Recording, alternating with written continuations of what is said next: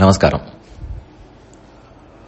ஒருத்தர் பருமனாக இருக்கலாம் அல்லது ஒல்லியாக இருக்கலாம், உயரமாக இருக்கலாம், குள்ளமாக இருக்கலாம்.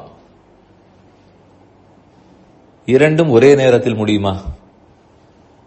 அவர் உயரமாக குள்ளமானவராக இருக்கிறார், இப்படி சொல்ல முடியாது. இது போல பலவும் சொல்லலாம். நின்று கொண்டே தூங்குகிறார், நடந்து கொண்டே தூங்குகிறார். இதெல்லாமே பொதுவாக சட்டென்று சொல்ல முடியாது. அதுபோல் இப்போதெல்லாம் என்ன ஆகியிருக்கிறது? கான்ட்ரவர்சி, சர்ச்சை. சர்ச்சைக்கு இடமாக பேசினால் பிரபலமாகலாம். உள்ளதை உள்ளபடி சொல்லிக் கொண்டிருந்தால் பிரபலமாகவே ஆக மாட்டோம். நான் கான்ட்ரவர்ஷியலாக இருந்தால் பிரபலமாக முடியாது, கான்ட்ரவர்ஷியலாக இருந்தால் பிரபலமாகலாம்ன்ற ஒரு தவறான கணிப்பு. அப்படியெல்லாம் ஆக முடியுமா? ஒரு முக்கியமான விஷயம் சொல்லுகிறேன், சிந்தித்து பாருங்கள்.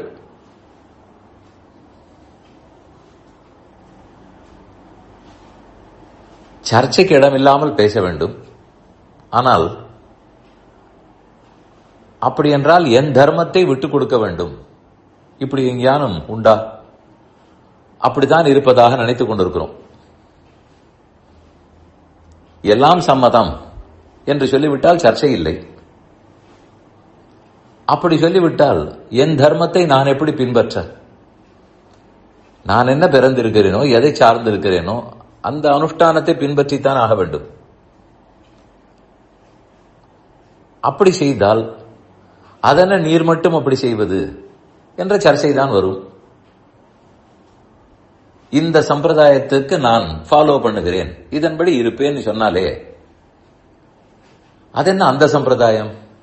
பிரிக்க கூடாது, ஏதோ ஒரு சர்ச்சை வரும். அதனால் நாம் ஏதாவது சொல்ல போக அது பொதுவாக ஏற்கப்பட வேண்டுமானால், சர்ச்சை இல்லாமல் இருக்க வேண்டுமானால் எல்லாம் சம்மதம்னு சொல்ல வேண்டும். அப்படி சொல்லிக்கொண்டே என் தர்மத்தை நான் எப்படி பின்பற்ற முடியும்? விட்டுக் கொடுக்க வேண்டுமேன்னு தோன்றும். அப்படி தேவையில்லை. ரெண்டு கண்ணோட்டங்கள் வேண்டும். ஒன்னு, இவையெல்லாம் பெருமானுடைய சொத்துன்னு பார்க்கும்போது எல்லாரிடத்திலையும் கைண்டா நடக்க வேண்டும், எல்லாருக்கும் விட்டுக் கொடுக்க வேண்டும், அனைவரையும் ஆத்மான்னு பார்க்க வேண்டும். பெருமானுடைய சொத்து, எல்லாருமே ஆத்மாக்கள். அப்படி பார்த்தால் எந்த கான்ட்ரவர்சியும் வராது.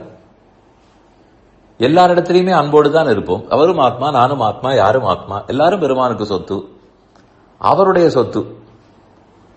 இது ஒரு கண்ணோட்டம் கண்டிப்பாக இருக்க வேண்டும். அப்படி என்றால் எதையும் தேவையில்லாமல் விட்டுக் கொடுக்க மாட்டோம். ஆன வரைக்கும் நல்லதே செய்வோம். எந்த குற்றம் செய்தவராக இருந்தாலும் திருந்த வேண்டும் என்று தான் ஆசைப்படுவோம். ஏன்? எல்லாரும் ஆத்மாக்கள். இது ஒரு கண்ணோட்டம். மற்றொன்று, நானும் ஒரு ஆத்மா, நான் இந்த பிறவி எடுத்திருக்கிறேன், இந்த உடலோடு பிறந்திருக்கிறேன். நான் முக்தி அடைவதற்கு இந்த உடலுக்கு எது தர்மமோ அதை செய்துதான் ஆக வேண்டும். நான் இன்னானாக பிறந்திருக்கிறேன், இந்த சம்பிரதாயத்தை சேர்ந்தவன் அப்படின்னு இருந்தால் அது இந்த உடல் ரீதியான பிறப்பு. ஆணாக பிறந்திருக்கிறேன், வைணவத்தை பின்பற்றி இருக்கிறேன். இதை போல் ஒவ்வொருத்தருக்கும் ஒவ்வொன்று இருக்கும். இதிலே நான் எந்த சம்பிரதாயத்தை பின்பற்றுகிறேன்னு பார்க்கும்போது அது ஆத்மாவை சேர்ந்தது. அதே நான் மனிதனாக பிறந்திருக்கிறேன், இன்ன நாட்டில் பிறந்திருக்கிறேன், இன்ன படித்திருக்கிறேன், இன்னாரை கல்யாணம் பண்ணி கொண்டிருக்கிறேன், இதெல்லாம் உடல் ரீதியானது. நான் முக்தி அடைய வேண்டுமானால் எடுத்துக்கொண்ட உடலுக்கு தகுந்தா போலே நடக்க வேண்டும். ஒரு பக்தன் எப்படி இருக்க வேண்டுமோ அப்படி இருக்க வேண்டும். அதை கடைபிடிப்பதாலே என் தர்மத்தை நான் விடமாட்டேன், செய்வேன். அதே சமயம் மற்ற பேரை பார்க்கும்போது ஆத்மாக்கள்னு பார்க்கிறபடியால் கான்ட்ரவர்சியும் இல்லை. அதனால் இந்த 2 பார்வைகளும் வேண்டும். நான் எடுத்திருக்கிற பிறவி இது என்ன உடற்பிறவி, எந்த வர்ணம், எந்த ஆசிரமம், ஆணா பெண்ணா, இது இத்தனையும் தெரிய வேண்டும். அதெல்லாம் உடல் பிறவியை பத்தினது.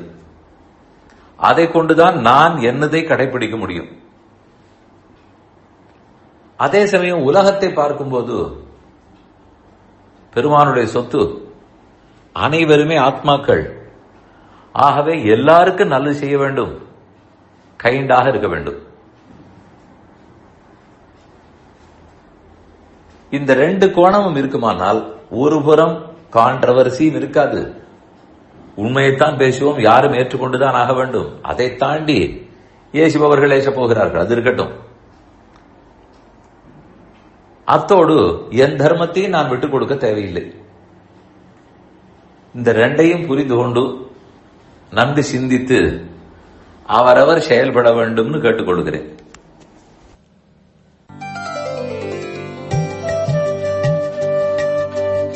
இந்த என் பணி ஆடியோவை உங்களுக்காக வழங்கியவர் வேலுக்குடி ஸ்ரீ கிருஷ்ணன் சுவாமி. இந்த ஆடியோவை தினமும் உங்கள் மொபைலில் பெற கிஞ்சித் என் பணி KINCHITENPANI